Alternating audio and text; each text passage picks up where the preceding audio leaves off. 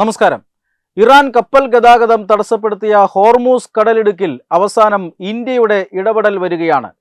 Indian കപ്പലുകൾക്ക് സംരക്ഷണം നൽകാൻ ഇന്ത്യൻ നാവികസേനയുടെ 5 പ്രധാനപ്പെട്ട പടക്കപ്പലുകൾ ഇപ്പോൾ ഹോർമൂസ് കടലിടുക്കിലേക്ക് എത്തിയിരിക്കുകയാണ്. വളരെ പ്രധാനപ്പെട്ട ഇന്ത്യയുടെ പടക്കപ്പലുകളാണ് ഇന്ത്യൻ കപ്പലുകൾക്ക്, അതായത് ഇന്ത്യയുടെ വാണിജ്യ കപ്പലുകൾക്ക് അകമ്പടി സേവിക്കാനായി ഹോർമൂസ് കടലിടുക്കിൽ എത്തിയിരിക്കുന്നത്.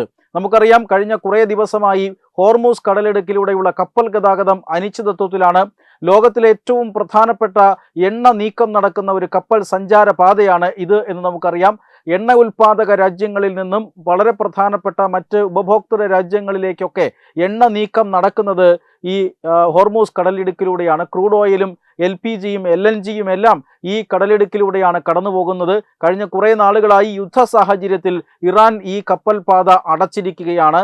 ശത്രു രാജ്യങ്ങളുടെ കപ്പലുകൾക്ക് ഇതുവഴി കടന്നു പോകാൻ കഴിയില്ല എന്നാണ്. കപ്പലുകൾ ഇതുവഴി, ഏതെങ്കിലും ഒരു കപ്പൽ ഇതുവഴി പ്രവേശിച്ചാൽ അതിനെ കത്തിച്ചു കളയും എന്നാണ് ഇറാൻ ആദ്യം നിലപാടെടുത്തിരുന്നത്.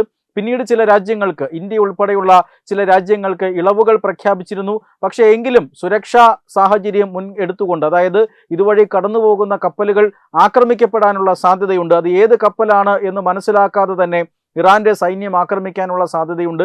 അതുകൊണ്ട് തന്നെ ഇതുവഴിയുള്ള കപ്പൽ ഗതാഗതം അനിശ്ചിതത്വത്തിലായിരുന്നു. എന്നാൽ ചൈനയുടെയും ഇന്ത്യയുടെയും കപ്പലുകൾക്ക് കടന്നു പോകാം എന്ന് ഇറാൻ പറയുന്നുമുണ്ടായിരുന്നു.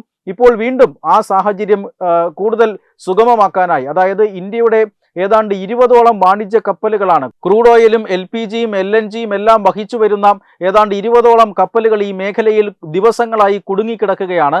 ഈ കപ്പലുകളെ പുറത്തേക്ക് എത്തിക്കാനാണ് ഇന്ത്യൻ നാവികസേന ഇപ്പോൾ അവിടെ എത്തിയിരിക്കുന്നത്. കഴിഞ്ഞ ദിവസം ഇറാന്റെ വിദേശകാര്യ മന്ത്രി അബ്ബാസ് അരക്ചി ഇന്ത്യക്ക് ആശ്വാസമേകുന്ന ഒരു പ്രസ്താവന നടത്തിയിരുന്നു. അതായത് ഇന്ത്യ ഉൾപ്പെടെയുള്ള ഇറാന്റെ സൗഹൃദ രാജ്യങ്ങൾക്ക് അല്ലെങ്കിൽ അവരുടെ കപ്പലുകൾക്ക് അതുവഴി കടന്നു പോകാവുന്നതാണ് സുഗമമായി തന്നെ. പക്ഷെ അതിൽ ചില മാനദണ്ഡങ്ങളുണ്ട്, ചില കണ്ടീഷൻസ് ഉണ്ട്. അത് പാലിച്ചു മാത്രമേ ഈ കപ്പലുകൾക്ക് പോകാൻ കഴിയൂ. ഈ ഇറാന്റെ സൗഹൃദ രാജ്യങ്ങളിൽ ചൈനയും റഷ്യയും ഇന്ത്യയും പാകിസ്ഥാനുമുണ്ട്. പക്ഷേ ഈ രാജ്യങ്ങളുടെ കപ്പലുകൾ ഇറാന്റെ നിയന്ത്രണത്തിലുള്ള ചെക്ക് പോയിന്റിലെത്തുകയും അവിടെ വിശദമായ പരിശോധനകൾ ഇറാൻ നടത്തുകയും ചെയ്യും. അതിനുശേഷം മാത്രമേ ഈ കപ്പലുകളെ പുറത്തേക്ക് വിടുകയുള്ളൂ. അമേരിക്കൻ ഇന്റലിജൻസ് ഏജൻസികൾ നൽകുന്ന വിവരമനുസരിച്ച് ഈ മേഖലയിൽ കപ്പൽ ഗതാഗതം തടസ്സപ്പെടുത്താനായി ഇറാൻ സൈന്യം വലിയ അപകടകരമായ രീതിയിൽ കടലിന്റെ അടിത്തട്ടിൽ മൈനുകൾ പാകിയിട്ടുണ്ട്. ഈ മൈനുകൾ കപ്പലുകൾക്ക് വലിയ അപകടം വരുത്തിവെക്കാനുള്ള സാധ്യതയുണ്ട്. ഈ മൈനുകളിന്റെ അപകട മേഖലയിൽ പ്രവേശിക്കാതെ വളരെ കൃത്യമായി തന്നെ കപ്പലുകളെ, വാണിജ്യ കപ്പലുകളെ ഈ ഹോർമൂസ് കടലിടുക്ക് കടത്തിവിടുക എന്നതാണ് ഇന്ത്യൻ നാവികസേനയുടെ ദൗത്യം. അതുമാത്രമല്ല, ഈ കപ്പലുകൾക്ക് നേരെ ഇറാൻ സൈന്യം മിസൈൽ ആക്രമണം നടത്താനുള്ള സാധ്യതയുണ്ട്. അങ്ങനെ മിസൈൽ ആക്രമണം തെറ്റിദ്ധരിക്കപ്പെട്ടായാലും നടന്നുപോയാൽ അതിനെ പ്രതിരോധിക്കാനുള്ള സംവിധാനങ്ങളടക്കം വളരെ കൃത്യമായ സുരക്ഷാ പ്രോട്ടോക്കോളുകളോട് കൂടിയാണ് ഇറാന്റെ അധികൃതരുമായി വളരെ വ്യക്തമായി മുൻകൂർ ചർച്ച നടത്തി അവരുടെ സുരക്ഷാ പ്രോട്ടോക്കോളുകൾ പാലിച്ചു വേണം ഈ കപ്പലുകൾ മുന്നോട്ട് പോകാൻ എന്ന് ഇറാൻ നേരത്തെ തന്നെ അറിയിച്ചിട്ടുണ്ട്. ഇത് ഉറപ്പാക്കാനാണ് ഇന്ത്യൻ സൈന്യത്തിന്റെ അല്ലെങ്കിൽ ഇന്ത്യൻ നാവികസേനയുടെ 5 പടക്കപ്പലുകൾ ഇപ്പോൾ ഈ മേഖലയിൽ എത്തിയിരിക്കുന്നത്. അമേരിക്കയുടെ പടക്കപ്പലുകൾക്ക് പോലും പ്രവേശിക്കാൻ കഴിയാത്ത കടൽ മേഖലയിലാണ് ഇപ്പോൾ ഇന്ത്യയുടെ നാവികസേന സാന്നിധ്യമുള്ളത്. ഇത് വളരെ പ്രധാനപ്പെട്ട ഒരു നീക്കമായിട്ടാണ് കരുതുന്നത്. എന്തായാലും ഇന്ത്യൻ കപ്പലുകൾ ഈ അറബിക്കടലിലെ സംഘർഷബാധിത മേഖലകളിൽ ഇന്ത്യൻ കപ്പലുകൾക്ക് അകമ്പടി സേവിക്കാനാണ് ഇപ്പോൾ ഇന്ത്യൻ നാവികസേന കപ്പലുകൾ അവിടെ എത്തിയിരിക്കുന്നത്. ഇന്ത്യൻ നാവികസേന ഈ ഓപ്പറേഷന് ഇന്ത്യ ഒരു പേര് നൽകിയിട്ടുണ്ട്, ഓപ്പറേഷൻ ഊർജ സുരക്ഷ. ഇന്ത്യയുടെ ഓപ്പറേഷൻ ഊർജ സുരക്ഷ ഇതിനോടകം തന്നെ ആരംഭിച്ചിരിക്കുന്നു. അതായത് LPG നിറച്ചു വരുന്ന അല്ലെങ്കിൽ LPGയുമായി വരുന്ന പൈൻ ഗ്യാസ്, അതോടൊപ്പം തന്നെ ജാഗ് വസന്ത് എന്നീ പേരുകളിലുള്ള 2 വാണിജ്യ കപ്പലുകൾ ഇതിനോടകം തന്നെ ഹോർമൂസ് കടലിടുക്ക് കടന്നിരിക്കുകയാണ്. 92,000 metric ton gas, million metric ton ഗ്യാസാണ് ഈ 2 കപ്പലുകളിലായിട്ടുള്ളത്.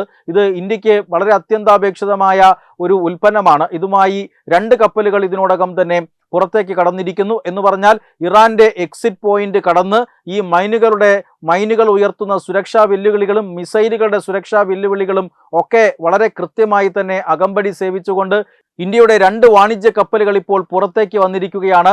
5 നാവികസേനാ കപ്പലുകളുടെ അകമ്പടിയോടുകൂടി ഇനി കുടുങ്ങിക്കിടക്കുന്ന 20 കപ്പലുകളും ഉടൻ തന്നെ പുറത്തേക്ക് വരും എന്നാണ് അറിയിക്കുന്നത്. ഇതിന്റെ ഭാഗമായിട്ടാണ് ഓപ്പറേഷൻ ഊർജ സുരക്ഷ നടപ്പിലാക്കി വരുന്നത്. മേഖലയിൽ കുടുങ്ങിക്കിടക്കുന്ന എല്ലാ വാണിജ്യ കപ്പലുകളുമായും ഇന്ത്യൻ നേവി ഇപ്പോൾ വളരെ കൃത്യമായി തന്നെ ബന്ധപ്പെട്ട് വരികയുമാണ്.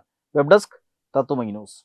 HIV അണുബാധ സന്തോഷപൂർണമായ ഒരു ജീവിതത്തിന് തടസ്സമല്ല. HIV അണുബാധയ്ക്ക് ഫലപ്രദമായ ചികിത്സ ഇന്ന് ലഭ്യമാണ്. ഇതിന് യഥാസമയം അണുബാധ കണ്ടെത്തുന്നതും കാലേക്കൂട്ടി ചികിത്സ നടത്തേണ്ടതും അത്യാവശ്യമാണ്.